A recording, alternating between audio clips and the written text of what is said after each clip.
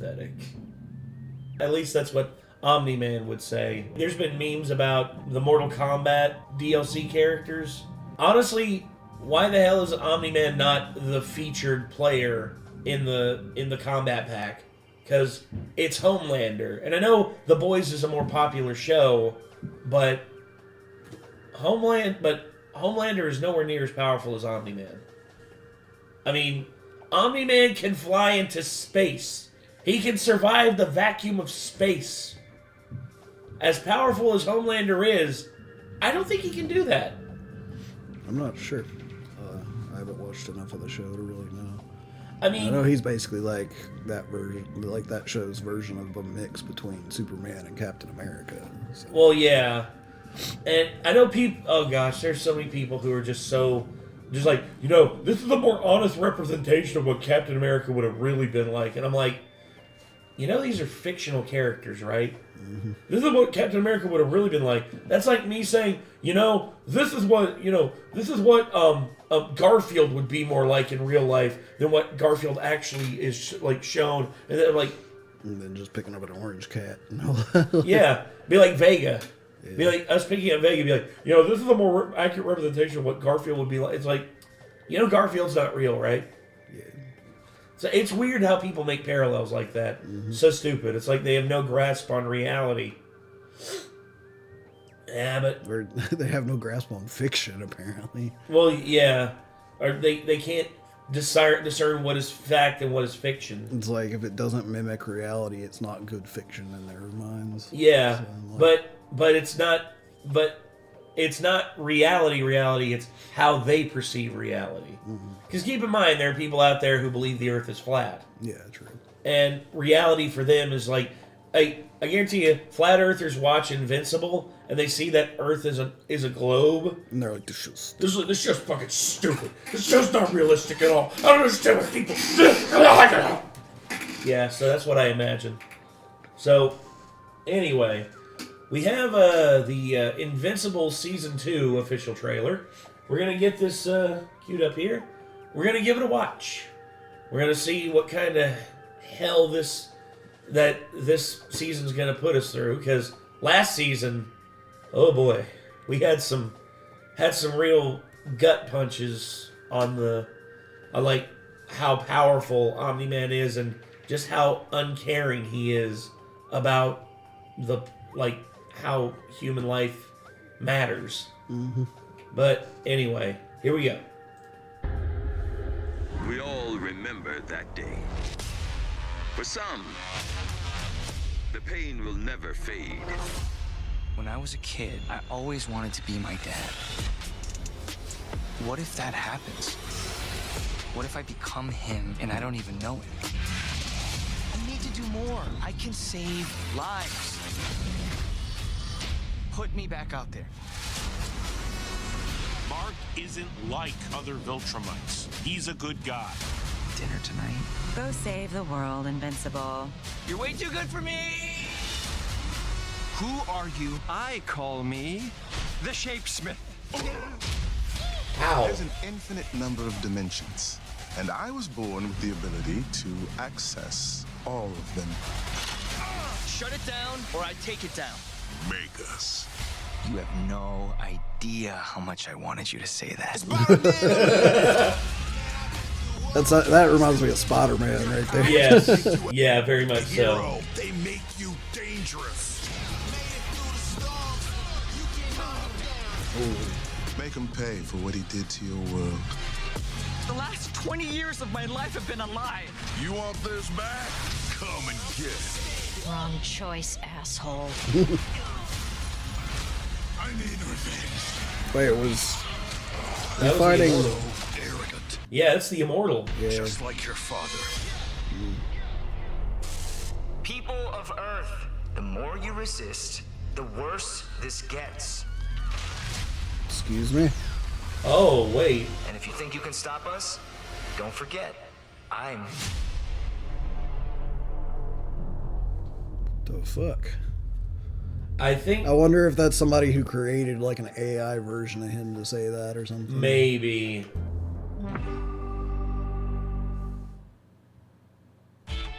No J.K. Simmons in that one. Damn. So... Well, that's the whole thing, is he kind of pieced out for the moment. So I was kind of expecting he may not be in, like, at least the first half of the next season. True. But the whole deal with multiverse, I'm not sure what the hell they're doing here. But, you know, the Mahler twins basically getting the upper hand on Mark... Mm-hmm. That's, right there. I wonder what they did to get the upper hand on him. I don't know if it's just that he's still underestimating how good he is or what. Yeah, and then also, I wonder who that is and what his deal is. Also, the people standing in the background behind him. Yeah. Also, Alan the alien basically... Bring me back out there. Let's see. Alan the alien right here basically going to this place and talking about, Invincible. Being like, he's not like he's other trying to talk Viltrumites. Somebody into leaving him alone, basically. Yeah. Not targeting him. Mm-hmm. Apparently they get back together. Yeah. And also him doing the whole, you're too good for me. It's like, not necessarily, because they both were like kind of bad for each other in the first season. And then of course, this guy, he's like trying to mimic, he's like, I am the Shapesmith. Wha-pow! Just gets decked. That's how I feel like. There was a scene in One Piece where was it Bon Clay, I think? I can't remember the character's name. It's Bon Clay, yeah. Bon Clay has a special ability due to his, there it is, Bentham or Bon Clay. He is, he has an ability, whenever he touches your skin, yes. It looks like he's wearing a pair of swim trunks that, like, he sat on the vent in the pool with and let them blow up.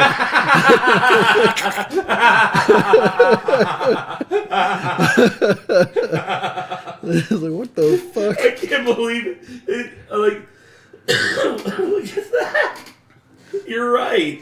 But he has a thing. Whenever he touches your skin, he gains the ability to mimic you. Like, he touches you with one hand, and then he touches, like, his face with with his other hand, and basically he changes into whoever he desires. So he did that to Nami, and basically he's just like, I can mimic anybody.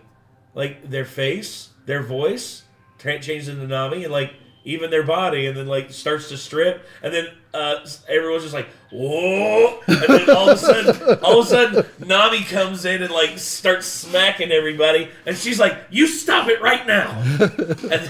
And then Bon Clay's on the ground. He's got, like, 4 big pump knots on top of his head. He's like, ouch! But, yeah, the Shapesmith, that one I'm unsure of.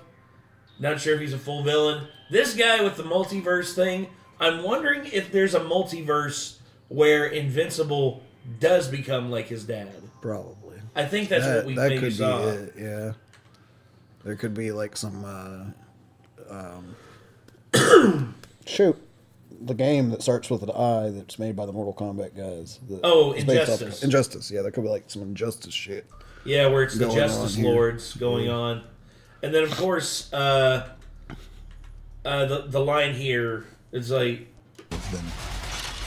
Shut it down, or I take it down. Make us. You have no idea how much I wanted you to say that. It's bottled in, I'ma let it out. Yeah. I also just like the fact that there's clearly inspiration from both DC and Marvel in this series. Yeah. It's like, it doesn't matter which one you're a fan of. It's got stuff... It's got a little bit of everything for everybody, pretty much. And I like both, so... And of I course, used to only like Batman, and then I started to like Marvel when Iron Man came out, because I was like, okay, it's because he's like the Marvel Batman. He's just a rich guy with, and he doesn't really hide his identity either. Yeah, and then I started to get into the MCU, and then I started to go back to DC, and now I'm starting to like more DC heroes and stuff too. It's like I'm still pretty on Superman overall, but like for the most part, I like both DC and Marvel now. Well, yeah, and also Cecil being like, that's the one thing. I know a lot of people have their favorite characters, you know, they're like Adam Eve or Invincible or freaking Duplicate. Some people really, really like Rex, you know, Rexplosion. And then, of course, there's just people who are huge. But me, I'm a huge fan of Cecil. Yeah, same here. Just because of how he is a hyper realist. He's not I think in the back of his mind, in his heart, he wants to be an optimist. But he always realizes that the best option forward to ensure that humanity is at least capable of surviving is to be a realist. And I think he was one of the most interesting characters in season 1 for absolutely the way he was portrayed and the choices he had to make and stuff. Well, yeah, like and it's like he had choices that he made that we didn't like at all, but they didn't make us dislike him because it's like I don't like that he's having to do this, but I understand why he's doing it. Exactly. For instance, he always provides rationale as to why, and it's just like when he banished Damien Darkblood back to hell. Like, I was like, damn, we're going to be missing out on this awesome character, Damien Darkblood. I hope he comes back at some point. I do too. Because I really love Damien Darkblood as a concept. He was definitely... It was like if Hellboy was a noir detective. And I was like, dude, that is awesome. That is such a great concept. Yeah. And then, of course, you know, Cecil and... I had forgotten about him until you just brought him back up. But they just banish him back to hell. Yeah. And I'm like, well, damn, we're missing out on that. But yet understand why Cecil does it, because... he doesn't want word getting out that Invincible or that Omni-Man was the one who committed that atrocity, because that would potentially lead to some very bad things happening and a huge mistrust in the system. Yep. And I just love that so much. It's the whole thing. It's like someone's about to like reveal and get evidence who's like an undercover, like lower rank cop about a guy who's a drug dealer, and he's about to take him down, and then the higher up like special ops guys step in and they're like, don't fucking do this because we've been running an operation. We're about to take this entire ring down and you're about to fuck it all up, like that kind of deal. And then he's like, I don't give a shit about your drug bust. He killed somebody, and the people who, like, the family of the person he killed deserves justice. Like, you get it from both sides. You know? Yes. Because, like, yeah, but we'll get him and everybody else if you don't get him right now. Like, but... yeah, it's one of those situations. I like that kind of stuff. It's like really morally gray stuff where it's like, which is the right answer? There's not necessarily a right answer. There's always those conflicts of interest where, you know, people, like, the greater good often butts heads, but it's like what is the true greater good? Is there a true greater good? It's most likely if Damien Darkblood had called out Omni-Man, he would have just gotten murdered by him. Like, oh, no doubt. Like, actually, Damien can where he's able to go in between realms. You know, he's basically able to go in between like the different dimensional levels. He can basically make himself invisible to Omni-Man, and where Omni-Man won't be able to find him. Unless Omni-Man is able to figure out how to. I feel like Omni-Man has like a, not necessarily Batman level of like intelligence in terms of figuring stuff out, but I feel like he would somehow set a trap for him or something to hold him at some point. His intelligence is not the level of Bruce Wayne or Iron Man, but I could definitely see him being like a true problem solver like Captain America. He still seems like he's able to formulate a plan for doing something he wants to do. So. Yeah. But keep in mind, he is a very like well-established military commander due to his like war with the Viltrumites. I mean, he knows how to fight and how to manipulate and how to like figure shit out. But yeah, anyway, sorry. I'm stoked for this season. Me too. Also, probably gonna go rewatch the first season as soon as possible if I have the time. Yeah, and then of course, you know, her having that existential crisis of just like, my whole life, my whole love has just been a lie, which I don't blame her for feeling that way, because literally he compared her to Debbie to a pet. I was like, damn, dude. That's fucked. And then Adam Eve basically doing her thing. Invincible fighting against the Immortal. Oh, wait, who the fuck was that? That just got disintegrated. Oh, shoot. Dang. It's like, just gets... Yeah. And then Rex gets... Oh, dude, poor Rex. Just gets gutted. Oh, Beast Girl. Beast Girl delivering a big uppercut. Uh-oh, Duplicate, is she the original? Oh, that's number one. That's the original. So if she dies, that's it. It's funny she has that convenient thing that stops her from having the problem of twice from My Hero Academia. That's right, yeah. It's like she doesn't have to question which one is, if she's still the real one, you know? Oh, wait. That's a red cape. Oh, there he is. Okay. Oh. I missed that little dot there. Yeah, looking at... I mean, honestly, him looking into a supermassive black hole, like, at its horizon, he's just like, I've seen bigger. Yeah, that's the kind of dude. I wasn't even sure if that's what that was or if he's just blowing up a planet right there. It looks like a supermassive... It looks like a supermassive black hole in terms of its composition. Because a planet, there would be debris. There's no debris, and that's like a singularity in the middle. Oh, baby, don't you know what's up? And then here, I think this is... Yeah, I think this is a dystopian future where Invincible went rogue and became a villain, and whenever, Mark goes through, probably one of these multiverse portals trying to find the Mahler twins, he goes to that one, and they wind up right here. They wind up capturing him and being like, this isn't the Invincible we know, but we still need to hold him captive because we don't trust him. I don't know. I'm just trying to formulate the plot in my mind. Yeah, my inner storyteller is like just spinning up, and I'm trying to figure it out. I usually don't try to do that too much, especially after what happened to me with the Us trailer. Oh, yeah. Us's trailer, my brain formulated a badass fucking movie based off the trailer.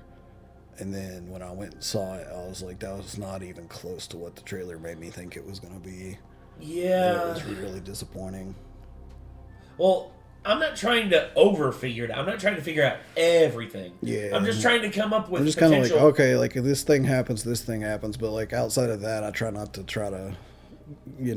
I'm just trying to come up with theorize potential too plot lines. much about stuff unless it's like we're in the midst of watching it already, Yeah, true.